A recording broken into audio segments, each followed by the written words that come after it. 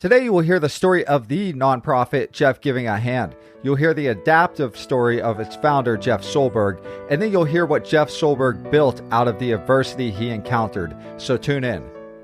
Through that tragedy taught me life is finite. You really have a short window to take what it is from life that you want and enjoy it. You can go back to that day, February 18th, 1990, and change what happened. My honest answer is I wouldn't change it. You're just going to have to go through it, and your strength is going to be found in simply going through it and being authentic and real in the process. I was talking with my palliative care doctor today, and she turned around to me and she looked at me and she was like, do you think that you'll eventually beat this?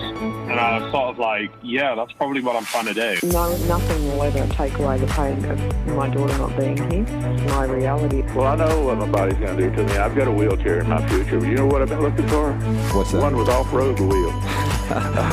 Just remembering me as I am, happy and energetic and full of life, no matter what. You can expect life to kick you in the teeth, but you always get back up, no matter what, and you just keep going. Yo, what's up, everyone? This is Scott Davidson, and just so you know, you can find out more about Living Adaptive and previous shows, context for guests, and a bunch of other good stuff at livingadaptive.com. Go there, livingadaptive.com. Okay, so let's jump right into this, Jeff. Jeff Soelberg, what is Jeff Giving a Hand at? Why did you get this going, man? My story quickly is July 2016. I had part of my hand amputated in an accident. And today I give a hand to others, helping them overcome their challenges. And when you see your organization, what is your organization's mission? To build the adaptive community, to link everybody together. I've started a foundation. It's helping through health, fitness, nutrition. I've also started a amputee support group in Ogden, Utah. And just actively, I go out, I CrossFit, I do Spartan races, I do Ragnars, I do whatever there is to live life. Ben Franklin said something to the effect that most men die in their 20s, but never get buried until 70s. Now, with Jeff Giving a Hand, there's a lot of things that you plan to do. One of them is events. Can you tell us about one of the events you plan to put on in the next year? Have a totally adaptive triathlon here in Utah, where it's going to be both team and individual. But if you're on the team, I want to have a neurological condition, an upper condition, and a lower condition working together. You know, there are so many events and activities out there that they allow adaptive individuals in there, but we don't get the spotlight that we've earned. Now, you encounter challenges along your way. You did become an amputee. Can you tell us a little bit, briefly about your story? It's kind of a crazy story. I've heard it before. In fact, I heard it while we were racing together in an OCR. But can you kind of jump into that? So I'm a machinist at a refinery, and my glove got caught in a piece of rotating equipment, and it pulled 3 fingers off and severely damaged my right wrist. I lost probably about 75% of the function of my right hand. And 3 weeks ago, I just had my 7th surgery on that hand, trying to get as much mobility and use out of it as I can, but still it's very limited. What kind of hurdles did you overcome in the process, and how'd you deal with them? There's a lot of psychological hurdles in the fact that, a lot of people look at me and, I'm only missing 3 fingers on the surface, but your fingers do so much in your realm of things. And being my right hand and being pretty much right hand dominant, I still try to do a lot, but simple things, a stack of papers, sorting through those, big challenge.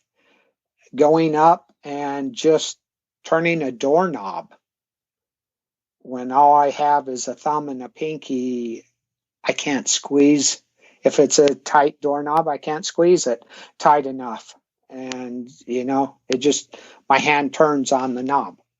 How has adapting impacted your approach to life in general and maybe those around you? Well, I've met so many amazing people in the 3 years since my accident, and seeing all the things that they have accomplished have inspired me to do more and to continue to do stuff. I had surgery 3 weeks ago, and the day after the surgery, I was on my bicycle / trainer in the garage because I just had to do something. I don't do drugs, medication. My medication is the blood pumping through my body, and I feel best when my heart rate is elevated and I'm doing something. Now, you've worked with a lot of organizations since starting Jeff Giving a Hand, and previous to that when your adaptive story started. What's like one or two or organizations or athletes that really stick out to you that you could point to have been a pretty big motivation in your life? Casey McAllister, he's a Spartan racer, double amputee. There's Logan Aldridge that just this year is the fittest adaptive CrossFitter in the world.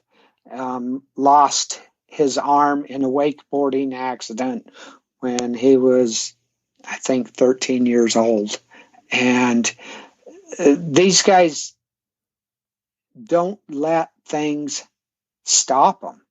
And there's many individuals out there that might have had a birth defect. And, they might have been bullied in school and stuff, but they've continued to grow and find stuff that inspired them, which inspires me. Jeff Soelberg, where do you see Jeff Giving a Hand a few years from now, maybe like 3 to 5 years down the road? My ultimate goal is to teach health, fitness, and nutrition to get adaptive people access to a gym, have the facility where they can come in any day that they want to and work out, that they don't have to wait till the middle of the winter time to go skiing or the middle of the summertime to go kayaking or rafting or something like that. I want day-to-day health and nutrition and fitness for all adaptive individuals. Jeff Soelberg, you are situated with your organization, Jeff Giving a Hand, up in the beautiful Wasatch Front, up in the Rockies over there in Utah. So you're not far from Salt Lake. A lot of people travel in. They vacation up there. Maybe they can get a chance to hang out with you.